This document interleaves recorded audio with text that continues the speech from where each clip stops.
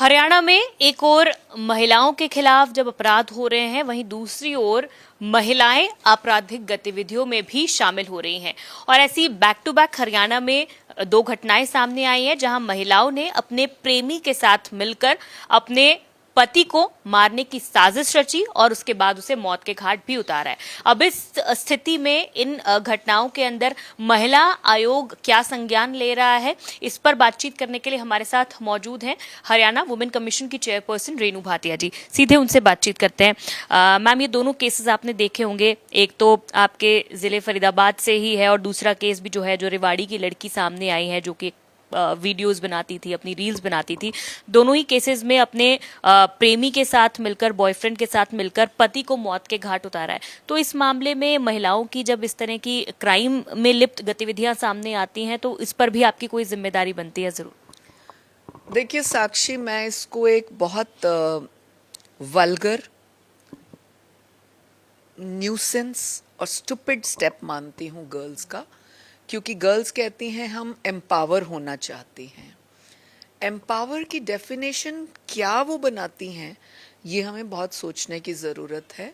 और एम्पावर्ड होने के नाम पर, एम्पावरमेंट को बदनाम करने के नाम पर वो इस तरह के केसेस जो सामने आ रहे हैं। अब ये जो कल की परसों की बात सामने आई कि वो एक वीडियो रील बनाती है, पीछे से सारा ट्रैफिक जैम हो जाता है और फिर उसके बाद अपने दोस्त जो कि एक ऑटो चालक है उसके साथ मिलकर वीडियो बना रही है।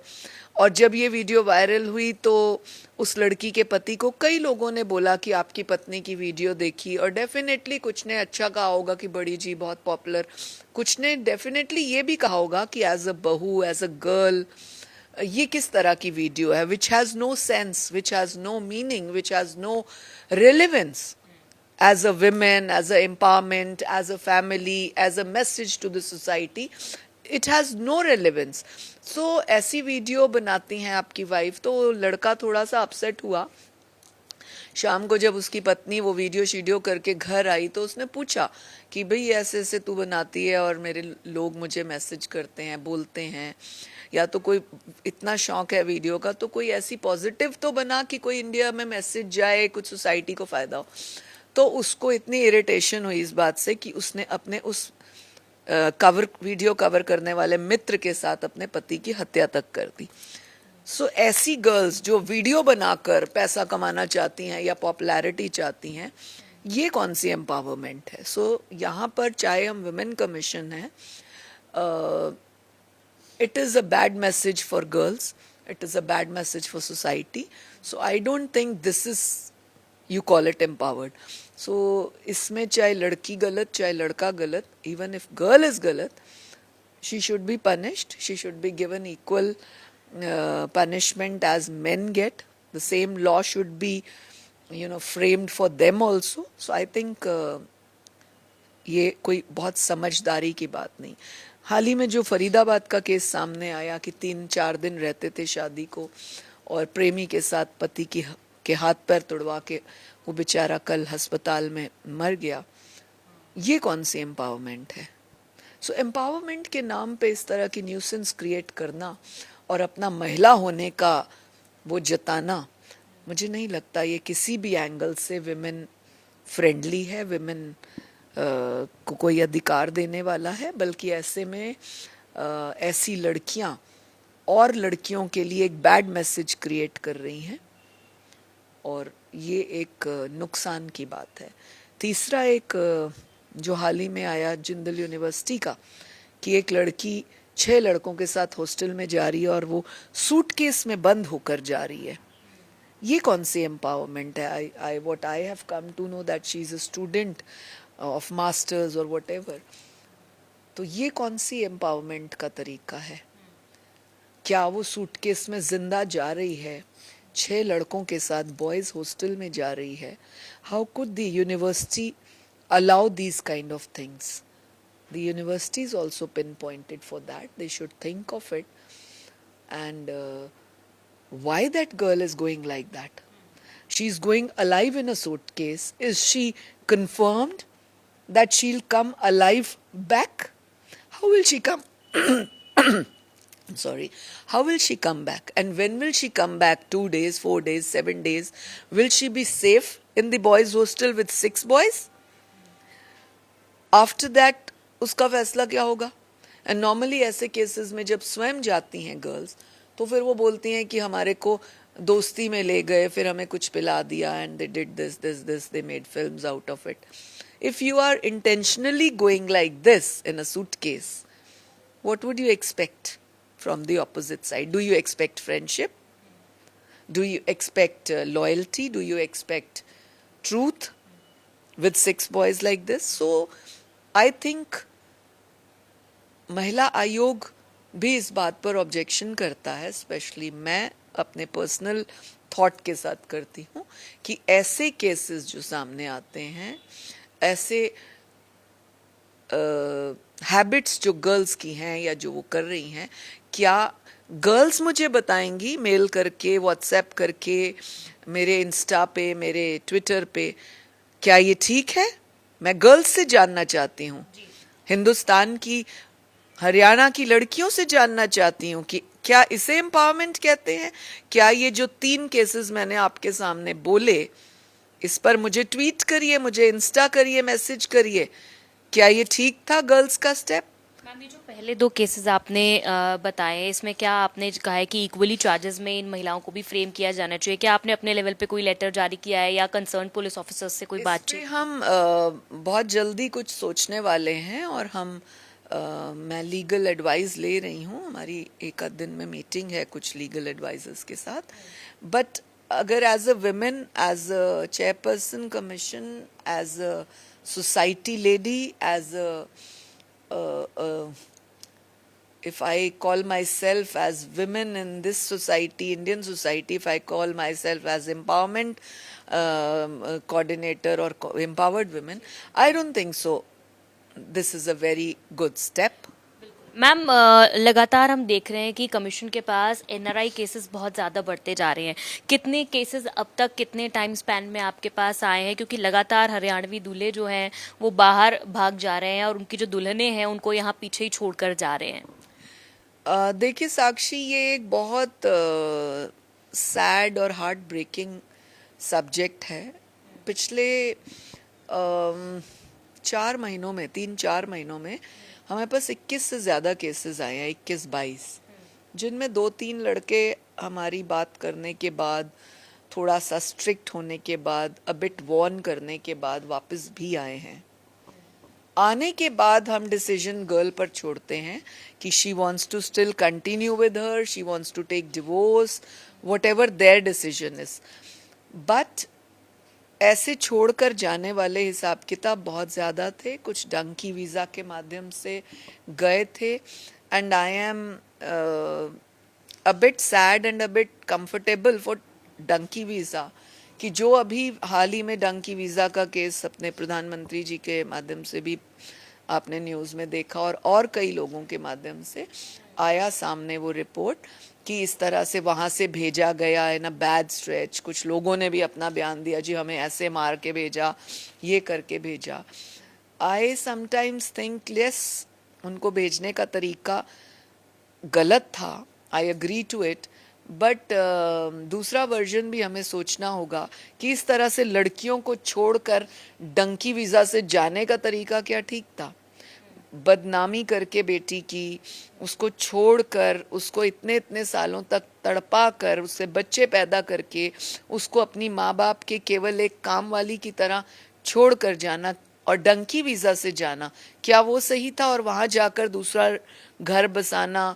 एक पंजाबी पिक्चर आई थी, उसमें मैंने एक सीन देखा था, पक्की कुड़ी नाल व्याकरण है. So they find English girls there and they get married to them for that particular span. जो केसेस आए उसमें भी ऐसे हैं कि यहाँ से दूल्हे जाकर वहाँ पर शादी कर लेते हैं. And even with English women, हमारे पास एक फरीदाबाद का केस है और लड़का संचित, वो जाकर कनाडा बस जाता है, यहाँ से इंडियन लड़की के साथ शादी करके जाता है. 1.5 महीने बाद उसे जब पता लगता है लड़की को कि ये तो एक वहाँ की लड़की के साथ रिलेशन में है, डेफ एंड डम गर्ल है, उसके मैंने वीडियोस देखे, giving her bad gestures rubbish gestures to that English girl and giving her that message, oh I'm very happy with you, I'll get married. वो gestures दे रहा है कि शादी करेंगे, रहेंगे इकट्ठे, we'll have baby, ये वो, I will look after your earlier babies.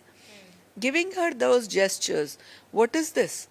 You're getting married to a girl who is a chartered accountant in India and you're taking her to Canada and there immediately तेरे ये हरकतें सामने आती हैं. What would that girl do? Definitely she'll come back to India when you're torturing her also, telling her कि नहीं इकट्ठे रहेंगे, ऐसे रहना पड़ेगा, मुझे तो पक्का होना है, उसके बाद मैं इसे छोड़ दूंगा. Which girl will बर्दाश्त करो this? I don't think so.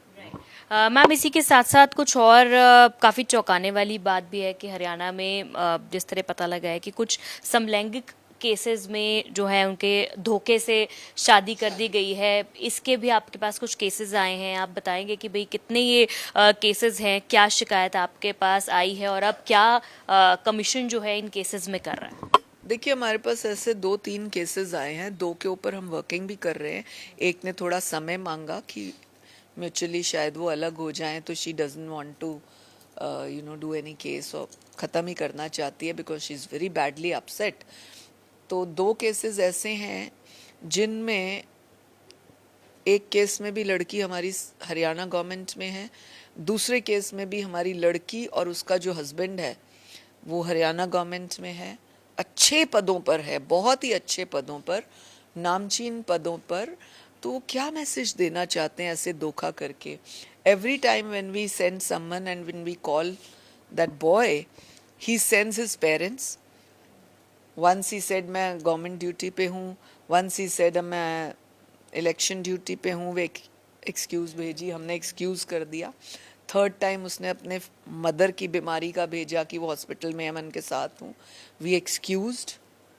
We should give chance once or twice but not every time when you say lies. उसने हमें बोला, अब की बार जब हमने बुलाया, ये फरीदाबाद केस रखा था, उसने अपने बहुत बुजुर्ग माता पिता को भेज दिया. And they were like, we have a video, people, media people have covered also. They were yelling, देखो जी साडा बेटा पानीपत में एक्सीडेंट हुआ, स्कूटर बाइक चला रहा था, गिर गया.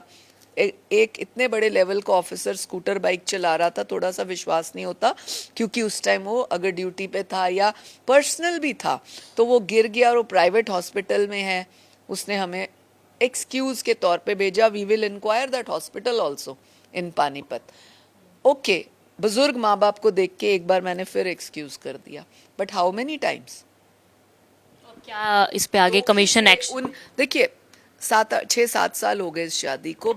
अब वो माँ बाप बहुत ही बुजुर्ग दिखते हैं, बट 7 साल पहले जब उन्होंने धूम धड़क्के के साथ अपने इस बेटे की शादी करी थी, विदाउट टेलिंग दैट गर्ल और हर पेरेंट्स और देयर इवन फैमिली कि वो लड़का गे है, विदाउट टेलिंग ऑल दैट, आपने लड़की को धोखा दिया है, आपने उसके साथ गलत किया है. एंड उसके in spite of that, that boy does all that nonsense kind of relationship, pressurising her for that kind of relationship. Why would that girl do that? लड़की, आपने कहा कि 7 साल हो गए शादी को, तो इतने समय के बाद सामने आई है. आपने काफी टाइम से है और ये बहुत मैं इस केस के ऊपर थोड़ा और डेप्थ से स्टडी करने वाली हूँ बिकॉज ये केस कई टाइम से पहले चंडीगढ़ चला और फिर उसके बाद नेशनल कमीशन के पास भी आया. नेशनल कमीशन ने मेरे पास फॉरवर्ड किया, हमारे पास आया है क्योंकि हरियाणा से रिलेटेड है, हरियाणा का अधिकारी है और वो लड़की हरियाणा गवर्नमेंट में काम करती है. तो इसलिए हमने देखा और हमने जब इसके ऊपर एफआईआर दर्ज करने की बात की तो हमारे को एक एसपी जहाँ जिस ज़िले का है, उन्होंने कहा कि 2 बार एफआईआर दर्ज एक ही बात पर नहीं हो सकती, लेकिन 2 कंप्लेंट्स पर हो सकती है, 2 अलग अलग गलतियों पे और अलग अलग टॉर्चर्स पे हो सकती है, ऐसा नहीं है. तो हम इसको और लीगली भी स्टडी कर रहे हैं और हम किसी और ज़िले के माध्यम से कहीं से और कंप्लेन को, एफआईआर को दर्ज करेंगे, बट करेंगे.